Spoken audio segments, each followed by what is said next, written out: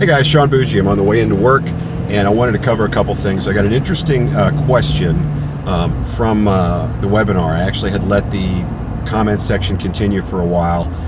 Usually I can cut that off, and I do, but I didn't this time, and I got one of the most interesting questions from somebody watching the replay. And the question was, hey, I've got your deed flip program. It looks like what you do is you get them to sign the quitclaim deed, as well as an offer to purchase saying, yes, this is how the terms will take. Then that deed comes back to you, then you record the deed, then you pay off the taxes after that's done, and then you pay them. Why don't you send them a check with the paperwork? Well, the main reason is simple. Until I've recorded that deed, guys, he could sell it to somebody else. He could sell it to 5 guys if he wanted, and it would come down to whoever recorded that deed first would win. So not only am I going to send it off to get recorded with the county, I'm going to overnight it, by the way. Send it off to the county to be recorded. I'm going to overnight it to their physical address. Attention, whoever it is. I'm going to literally call them first and say, where do I need to send this? Let me make sure I got the right amount of money in here and all that. I'm going to send that in, get it recorded. As soon as I see it either online or I get a copy back in the mail, then I will, at that point, and if we're really at the deadline here, guys, I'll also send it overnight back, and sometimes they'll do that for us too. USPS will also do an overnight for us, which is awesome. Anyway, I'll get that back in United States Postal Service. Once I see that, I'll immediately call, and if I can, I'll electronically pay off the taxes that are due in order to stop if it's a tax sale, right? In order to stop the tax sale. If not, I will overnight a payment to the tax department with whatever is due on that, and I will call first. Call first, guys. If you're off a couple bucks, they're gonna sell it at auction, right? So, sorry, I'm getting shadows here. So I'm gonna make sure I'm gonna call before I send this every single time. As soon as I pay that off, now I know the property is mine and I'm not going to lose it. Now I'm gonna pay the owner. Now sometimes you're gonna get an owner that says, hey, I'm not doing this unless you pay me up front. And then all you got to do is tell them what I just say. Hey, look, I'm not going to pay off a property. I'm not going to pay you for a property I don't know I own yet. So I have to get that recorded to know I own it. I said, that's why people have closings. If you want, and I'll tell them this, if we've got time, hey, I'll set up a closing with an attorney for the quitclaim with the money. The attorney can double check title and record it immediately for me, give me the thumbs up, and release the money to you. That's fine. That's probably going to run me, depending on the area, city, state, county and state, it's going to run me anywhere from $500 to $1,000. So you know what?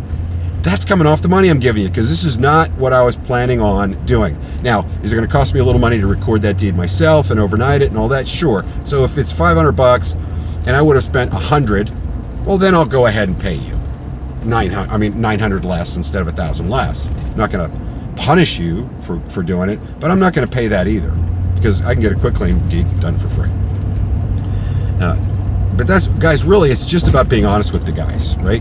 What's the point of lying to them? Sorry, I'm on a rough road. What's the point of lying to them? Just tell them the truth.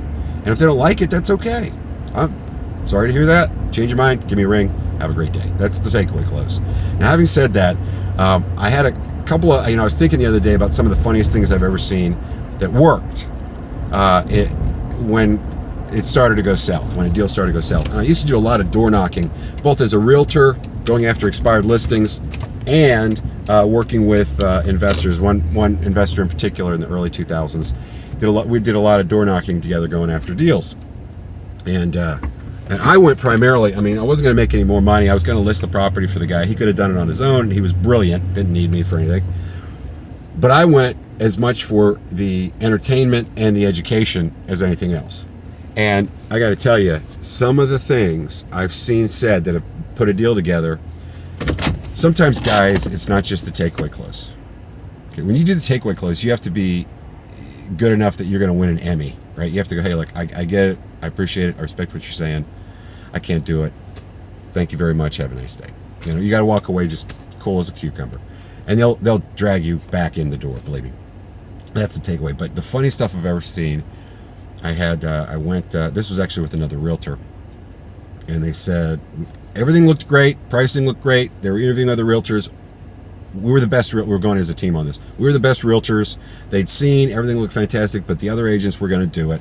They were buying another house, selling like a $500,000 house going to $1 million house. And they said the other one gave us a discount where they were going to sell our house for 4.5%, and then they get the 3% on the other end, and they were happy with that. And we did never drop below 5%, even on a round trip discount. So we said, I'm sorry, that's what we've got. And they said, well, we don't think we can do it. And I'll never forget, it was a woman realtor, Dot. She's taught me a lot in the business. She said, hold on a second. Hold on just 1 second. Open her purse. She pulls out half a pack of gum. She goes, even if I threw in a half a pack of gum. They laughed, decided to go with us. So sometimes, guys, it's not just the takeaway. Sometimes it's having fun, right? Sometimes it's having a little fun. That's for real estate side. For the investor side, knocked on a property, lady cracked the door open. I don't want to deal with you. Everybody's knocking on my door. Everybody wants to buy my house, but they don't want to give me any money. And I've had it. You guys are just. She called us all kinds of names, right? Slammed the door. Troy said, hold on a second. Walked around back. Knocked on the door. And I've seen that before, guys. They taught you to do that when you sold medical books and things in this one company I worked with when I was young. Anyway, knocked on the door, backed up. She said, I just told you stuff. I can't believe it. And Troy goes, wait. I just want to know, are you as mean as the lady at the front door? She started laughing, let us in, ended up putting the deal together. Now, does it always work? No. But, here's the thing. If you're not going to get the deal anyway, right, and you've tried to take away on these people, and you don't see the light at the end of the tunnel, why not have a little fun? Why not have a little fun? Have a little fun, guys.